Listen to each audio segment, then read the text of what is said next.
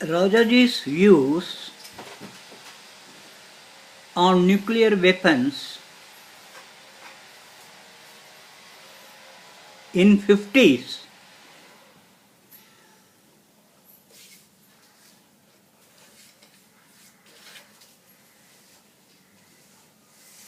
do not do what is wrong because another does it. The atom and hydrogen policy of America is making communist infiltration in Asia easier. Material advancement achieved did not amount to civilization. The advance gods of human civilization have reached, indeed, the limit of meanness. Tiger's excreta may contain some very useful medical stuff, but we do not allow tigers to roam about among our women and children because of that. Tiger's excreta is compared to nuclear bombs.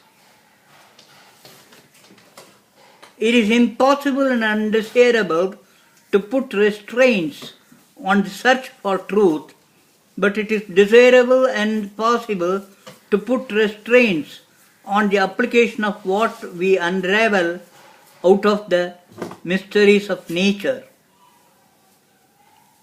We should stop the test explosions that are carried out, which contaminate the atmosphere and waters of the world and endanger present life and the normality of the human species for future generations. One should love science, but we should hate the making of nuclear weapons for cowardly mass destruction leading to the annihilation of the civilization that man has achieved. Disarmament does not mean the shutting of science. The prohibition of nuclear weapons for purposes of war does not mean the closing up of laboratories or of research in the field of fundamental or applied science for the good of mankind. What I plead is the emancipation of science from the trammels of war. Indeed, I would grant that testing in the actual battlefield will soon become necessary, as no amount of parade drill is equivalent to battle practice. Triumph leads to delusion and error in war. To form an organization and party is the surest way to ruin a good cause. There is no devil-proof defense against evil, fraud, or violence. Retaliatory preparations for violence only prolong and increase wickedness. Mankind was blessed with a brain constituted for cooperation and peaceful progress. Is it not a pity that after so many millennia, men are full of fear of one another? And in this we are worse than our fellow beings that are not blessed with our brains and have no speech. The beasts of the forest and the birds and reptiles.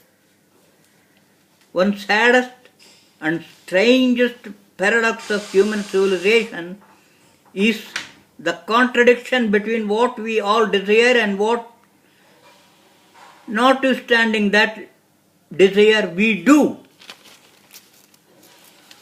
Any scientific opinion that now lamely seeks to minimize the nuclear menace is obviously a political prostitution of science. Satanic knowledge of nuclear science has acquired an inorganic soulless willpower of its own which is irresistible. War is not worse than private dishonor and grave injustice of any kind, be it threatened by communists or by any others. If I cannot conduct my quarrel without causing damage to my peaceful neighbors, I must abstain from causing the damage. There is no alternative for saving humanity but the total giving up of this atomic energy. For the evil strikes at the root of the matter, the seed of humanity, which, according to Darwin, it took many millions of years to shape. Look at the attitude of Western Christians over such social segregation as is observed in India and their attitude towards the same in Africa. Exaggeration and unmitigated condemnation is the attitude in one case, whereas underestimate, cautious statesmanship and blackout of facts mark the treatment of the same disease in the other case.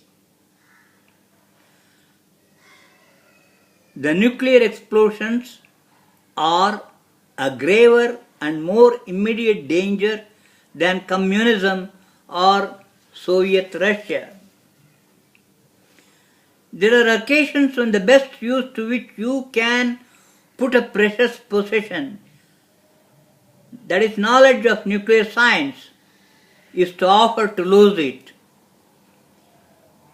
When a certain point of desperation is reached, there is no question of deterrence through self-interest. Mad courage takes the place of calculation, and history has recorded many instances of this.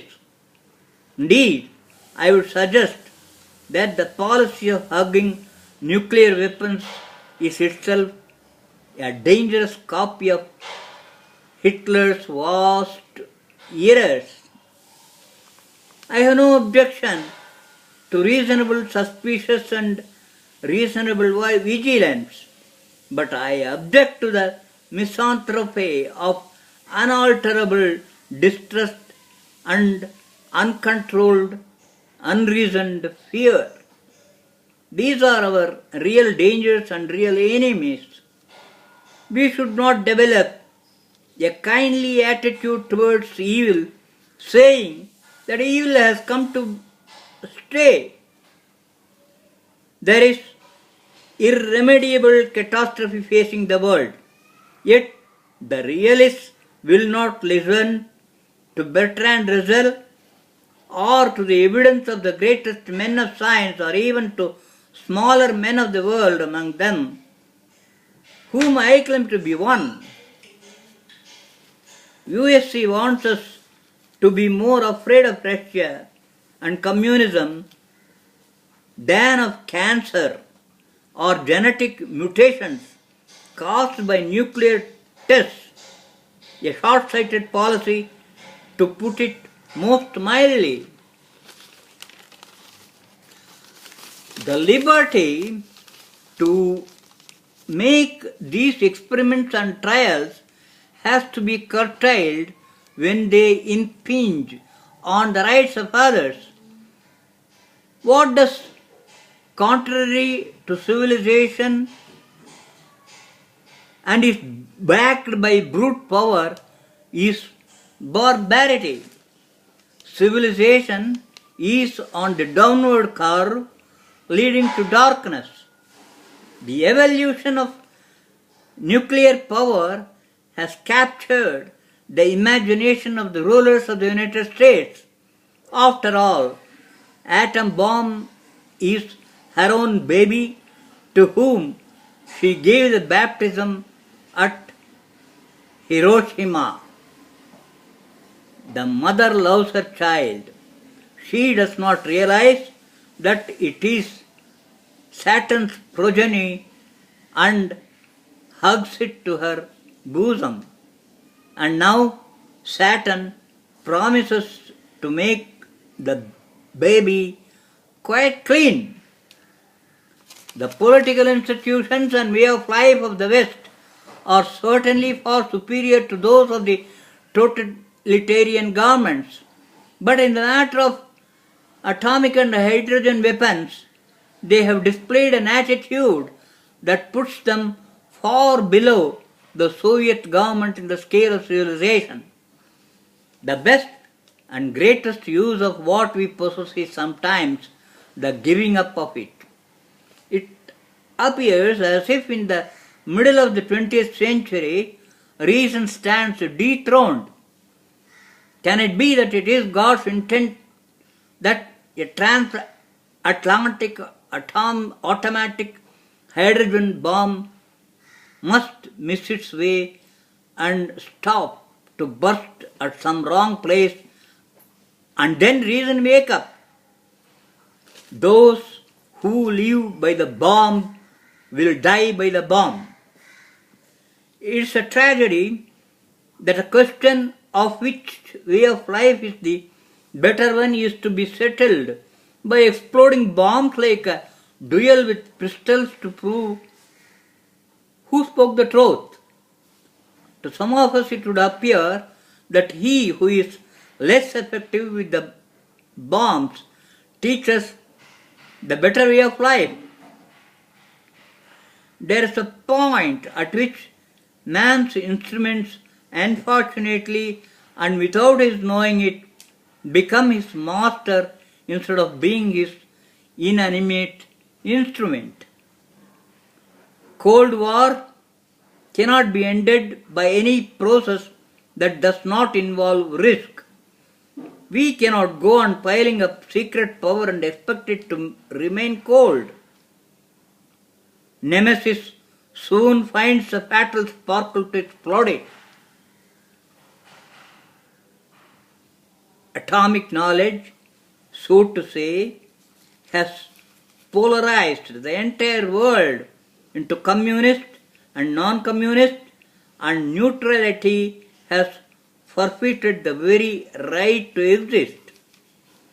Looking around at progress on both sides of the Iron Curtain, it seems that as we advance in prosperity and civilization, we must of necessity sacrifice individual freedom. If we make the mistake of confounding civilization with ever-increasing material advancement, we are bound to become slaves to tyrants and to tyrant organizations, governments, parties, cartels, trusts and trade unions. The inevitable corollary of material advancement is competition, first among individuals and next between nations at war, and unending preparations against fear of aggression.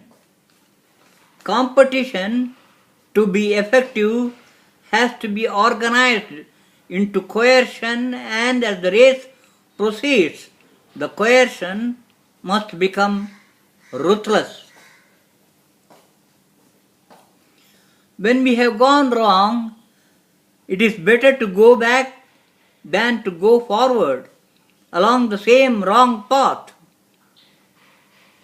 Prosperity plus tension does not make either happiness or wisdom or religion. When a village is on fire and all the houses are going to be burnt down, people do not discuss legal points and property disputes but proceed all of them to put out the fire. So also, should we attend to the radioactive danger to mankind from test explosions